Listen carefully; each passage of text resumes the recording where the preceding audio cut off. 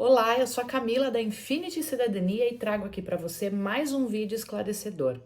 Afinal de contas, o que mudou no reconhecimento da cidadania italiana de 10 anos para cá? Se liga nesse vídeo que aqui você vai ter todas as informações.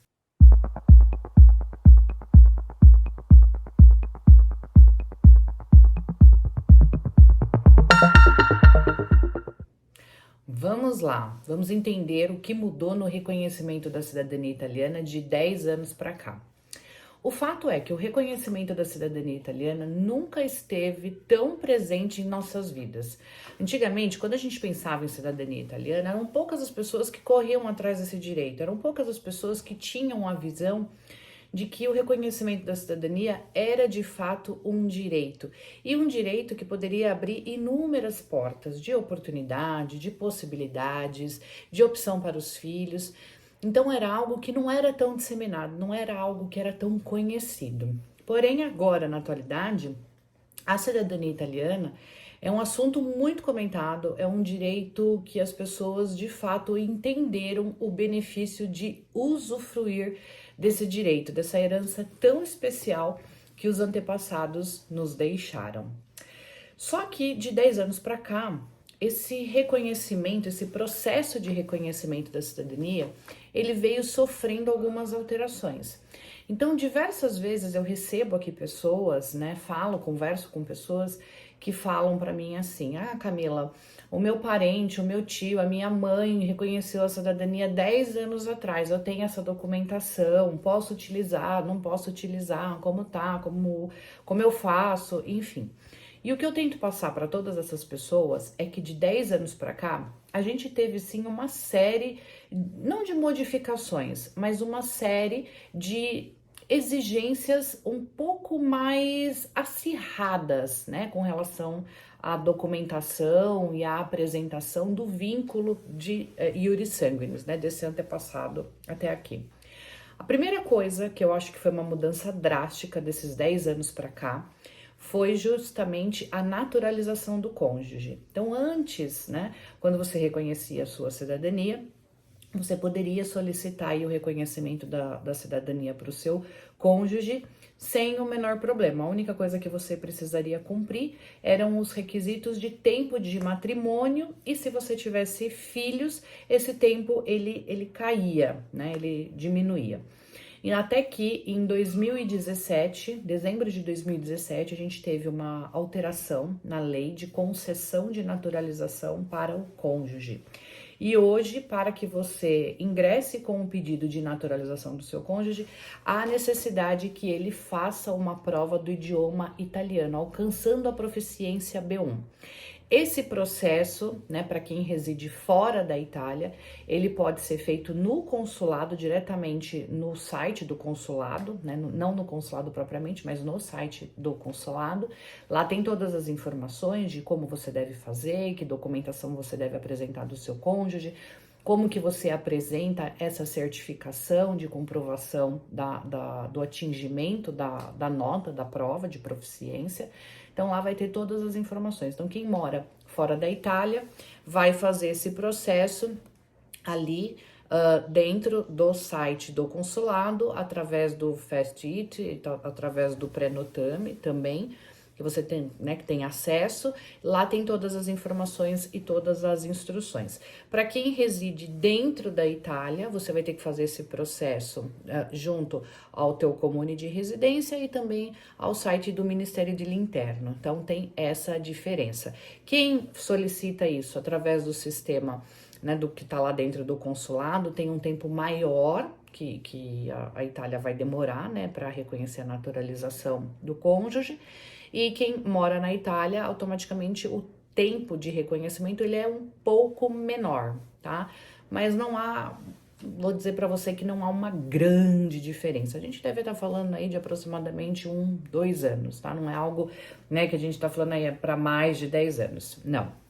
Uma outra coisa que a gente teve a mudança foi então as pessoas ingressarem com a ação judicial na Itália, solicitando esse reconhecimento judicialmente. Isso porque o consulado não cumpre, né, uma lei mandatória do reconhecimento da cidadania, que é o reconhecimento em 730 dias. Então, essa pessoa ou essa família pode ingressar com um pedido, né, judicialmente, representado por um advogado italiano, e geralmente esse pedido aí, ele é julgado, sentenciado, deferido e tem a emissão da nasta, se a ação, né, for consistente, for deferida, entre 18 meses a 24 meses.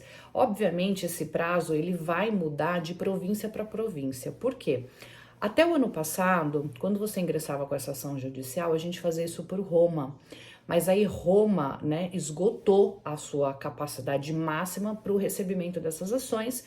E aí, então, o judiciário achou conveniente que cada província, né, daquele dante causa fizesse o julgamento daquela ação, daquela família. E aí, então, hoje a gente ingressa na província do dante causa, tá? Então, vai variar aí do tempo de julgamento, né, do tempo ali que a ação, né, chega nas mãos do juiz e do tempo que o juiz faz esse deferimento, dá essa sentença, tá? Então, geralmente a gente trabalha aí com prazos de 18 a 24 meses. Não adianta você pensar, né, tem várias pessoas que falam assim, ah, mas a sentença foi julgada em 2 meses, em 3 meses, tá, mas espera. Depois que a sentença, né, depois que vem o julgamento dessa sentença, você tem uma série de trâmites a serem seguidos.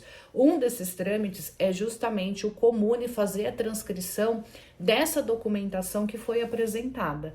E esse comune, ele tem um prazo para fazer essa transcrição, que por lei é o mesmo prazo do reconhecimento da cidadania para quem faz via residência, que é morar na Itália, né? Que é o prazo aí de 180 dias, que seria aí de 6 meses. Então, se você pegar o tempo de sentença, mais o tempo de transcrição aí do comune, mais o tempo de tramitação aí desse processo de um órgão para o outro, você vai ter aí o prazo que eu falei para você, entre 18 e 24 meses. Então, é legal porque você já seta uma expectativa ali dentro de um prazo. Obviamente, se for menor, todo mundo fica feliz, tá?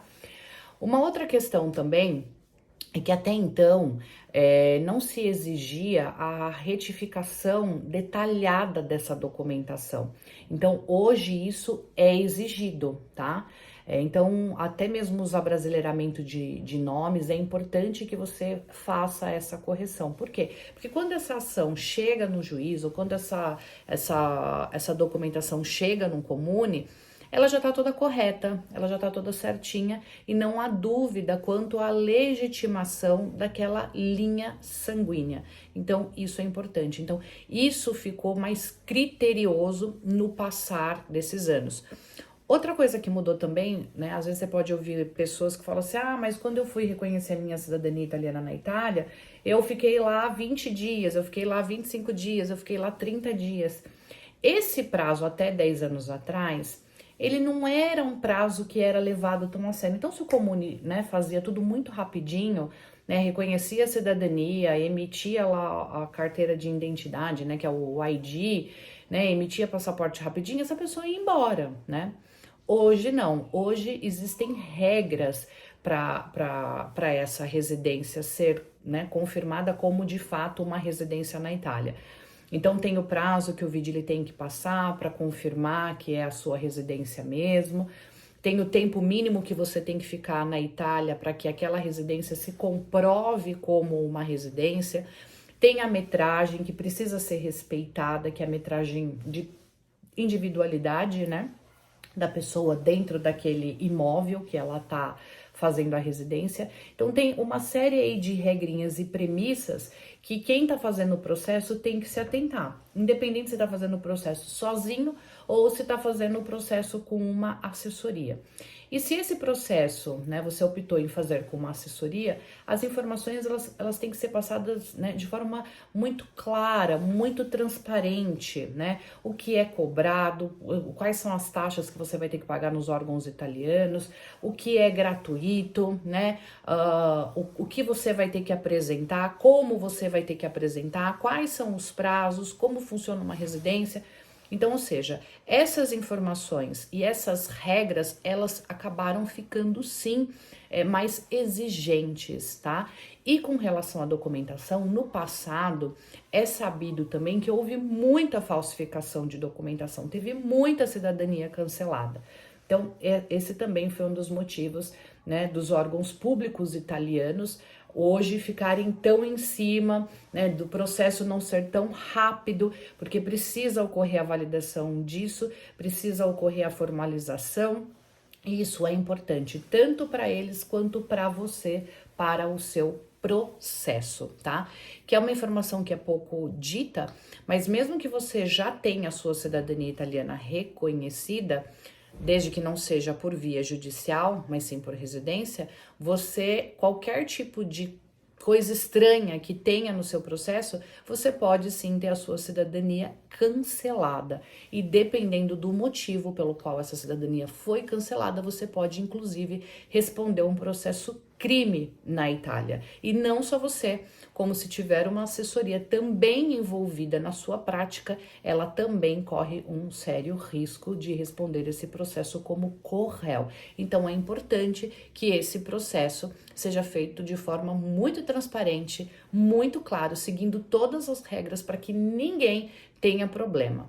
Uma última dica que eu te dou, se você for optar em fazer o processo com o apoio ou auxílio de uma assessoria, é sempre que essa empresa seja registrada em solo italiano, que ela tenha um IVA e que o KNAI dela esteja na categoria correta. Então, isso também é muito importante. Então, foram aqui, eu te pincelei aqui algumas coisas que mudaram no prazo, aí no período de 10 anos de cidadania italiana, tá bom? Qualquer dúvida, você deixa aqui o seu comentário, deixa aqui a sua dúvida, que a gente vai respondendo aqui, e quem sabe a gente não grava até um vídeo especial para você, para sanar aí essas dúvidas que você tem, tá bom? Gente, até breve e logo mais a gente traz mais vídeos aí, tá bom? Obrigada!